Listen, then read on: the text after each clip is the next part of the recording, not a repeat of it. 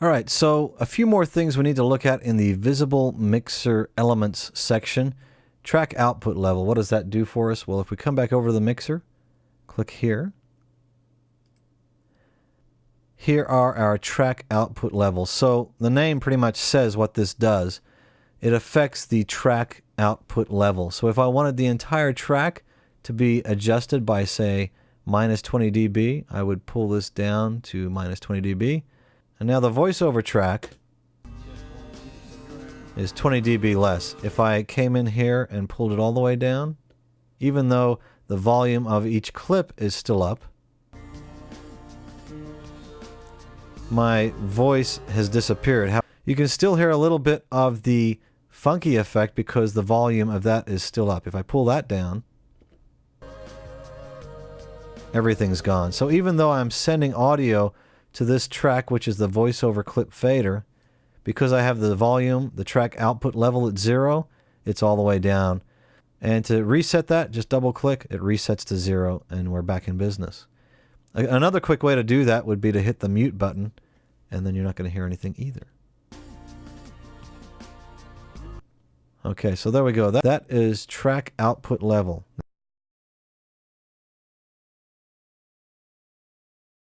Now if we go to settings one more time, here's the big thing. We probably should have started with this, but logical output bus. And now if we go back to the mixer, where is the logical output bus? Well, it's right here.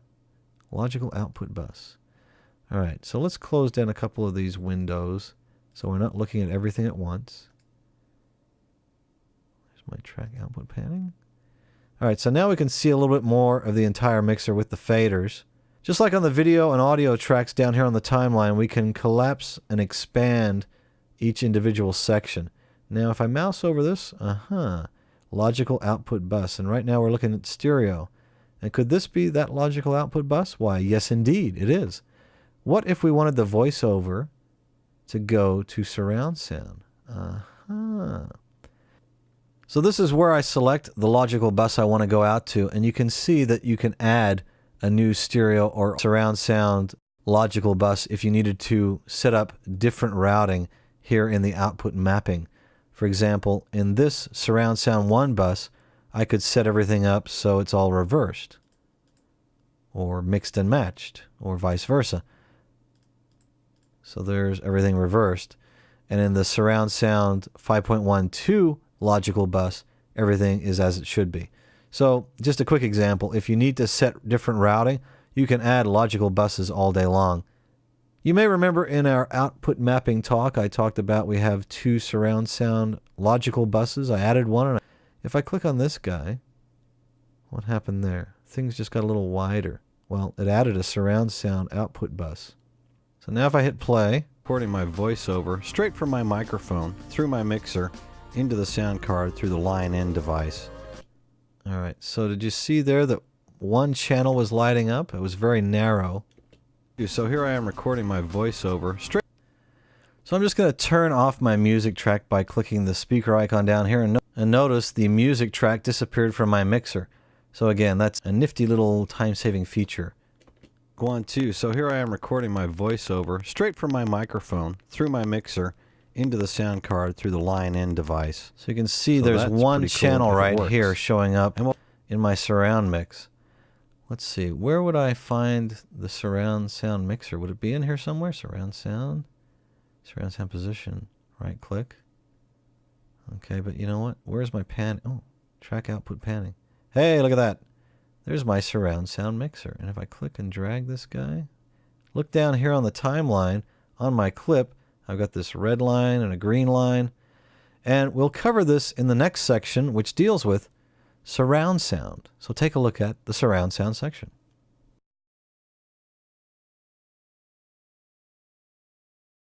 So also, as we add the logical buses, you can see that I can set this one to surround sound.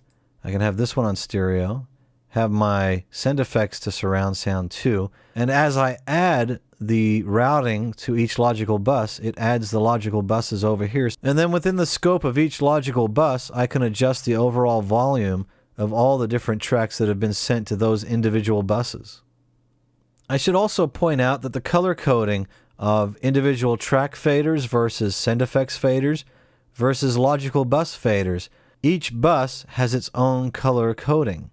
By the way, while we're talking about insert effects, you can add up to 16 of these effects to one particular track, which is rather amazing.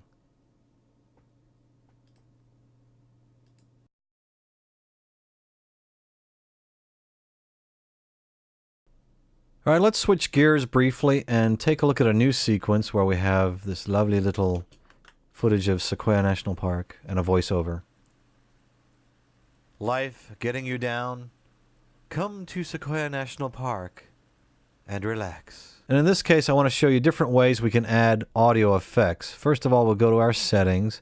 We'll add the insert effects and sends to our tracks. And that should be it right there. And now I'm going to click here on the voiceover. I'm going to insert a stereo echo, just so we can hear the differences. Life getting you down. Come to Sequoia National Park and relax. All right, very nice. So there we go. Now if I wanted to, I could click on the E to edit. That's got a lot of delay on it, and maybe a little bit too much. Let's try dialing down the delay. Life getting you down. Come to Sequoia National Park and relax. All right, still a little too much, I think. Maybe back it down. Life getting you down. Come.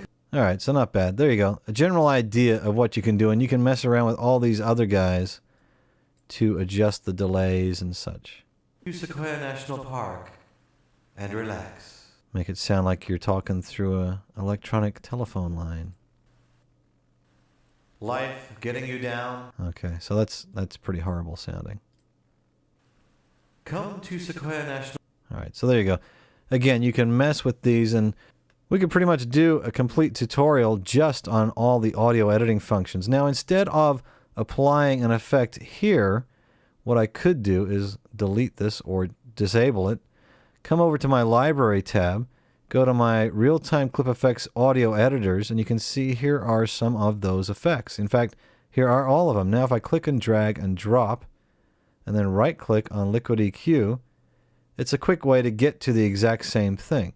And now if I needed to, say, add a little bit more bass, I'd come over on this end, maybe dial it up. Whoop, I want to bring it over here and then adjust it. Let's take a listen to that. Life getting you down. Maybe I wanted to make it sound real tinny by pulling that all the way off. Life getting you down.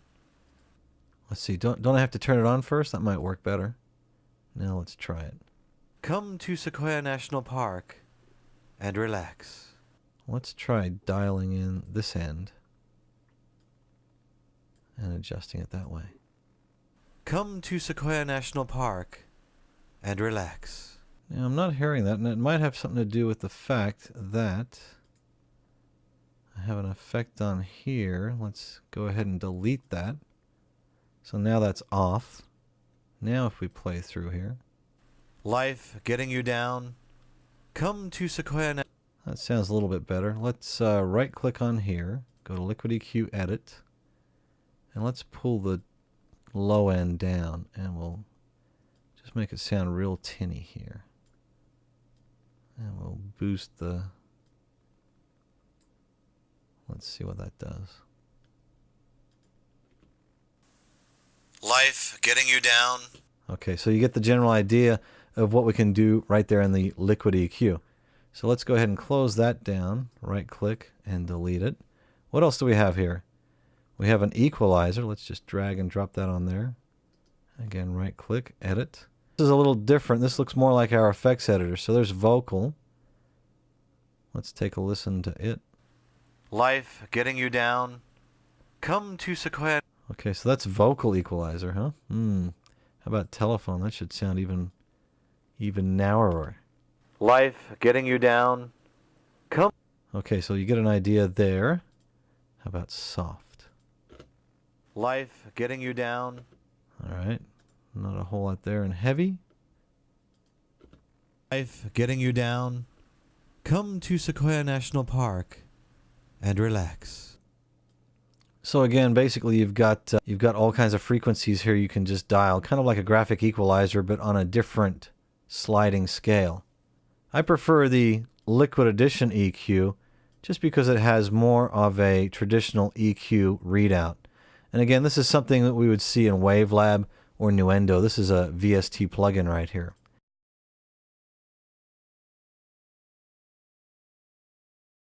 So I've added my music here to this particular track down below on the bottom. Let's play through this little section between our mark in, mark out.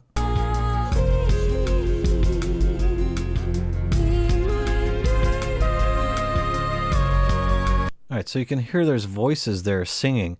If I drag the karaoke over and drop it, let's just go ahead and play through that.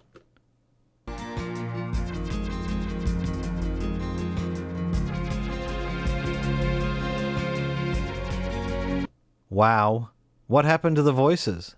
That is simply amazing. That's the karaoke effect. It allows you to take music that has singing, drop the effect on there, and it automatically removes the singer's voice. That is just phenomenal. I can't believe it actually works that well. Let's inactivate that.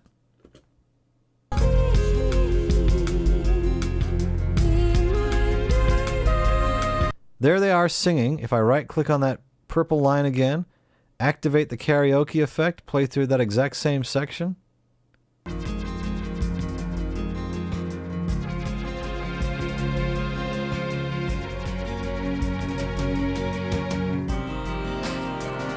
Now you can see it's a little electronic process because it's pulled out a lot of the ranges where we get the singing voices. But that's just amazing. It opens up a whole new possibility to potentially double your music library just because any of the music that you have that has singing in it, you can apply the karaoke effect and have a completely instrumental version just like that. It's really quite amazing. I think we've touched on most of the new audio features within Liquid Edition version 6. It's such a deep and powerful aspect to Liquid Edition that it almost deserves its own separate tutorial that goes into all the aspects. We just don't have enough time here to talk about everything it does and show all the different aspects. So look for that in the near future.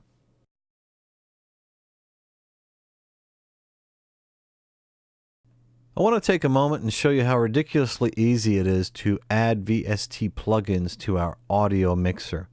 To do that, I'm going to open up my Windows Explorer, holding down my Windows button on the bottom left of my keyboard and hitting the E. Alright. And now I'm going to go to the location where I downloaded some free VST plugins off the internet.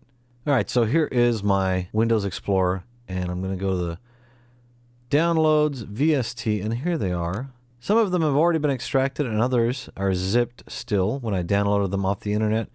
I'll right click, choose to extract. Yes. That's perfect location for them. Yes. Thank you. Yes, there it is. And there it is. So how do I get those over to Liquid Edition? Well, let me open this up full screen. I'm just going to grab the DLL, right click, choose copy, come down here to my program files, come down to, in this case, on this drive, this is my other C drive. I went to the Pinnacle Edition 6, and then down here I go to Plugins, VST, and I'll just right click and paste. And you can see I've already got it in there, so I'll just say, yeah, go ahead and copy it over. And if I click on this guy, you can see I've got quite a few that I've added in here. So now let's go back to Liquid Edition, and we'll open up the audio editor. And now here on my Insert Effects and Sends, I'm going to click, go down to Insert Effects. Oh my goodness, look at the size of that list. What happened? Well, I added a bunch of VSTs, and a lot of these are free off the internet. Others I grabbed from Wavelab and all kinds of other places. So let's take a look at some of these. And by the way, to find these, I just went onto the internet to a search engine and I typed in free VST and then just kind of looked around. So now if I come down here, I think this is the one I'm looking for. And if I go into edit, what does that do? Well, if I play my video, ooh, look at that. That's cool. And let me do this. Let me go to the queue and get rid of the toolbars on the right side so I can see this a little more. Hit play. So that was a free plugin for Liquid Edition. And that's just kind of whiz-bang stuff right there. Even if you didn't know what you were doing with that, you could open that up with a client in the room and say, yeah, I'm just checking the equalization. And that's a lot of whiz-bang wow factor for you with your clientele. So just by searching around on the internet, I've added considerably to the list of VST plugins I have available to me in my already ridiculously powerful Liquid Edition audio editor. Thank you very much.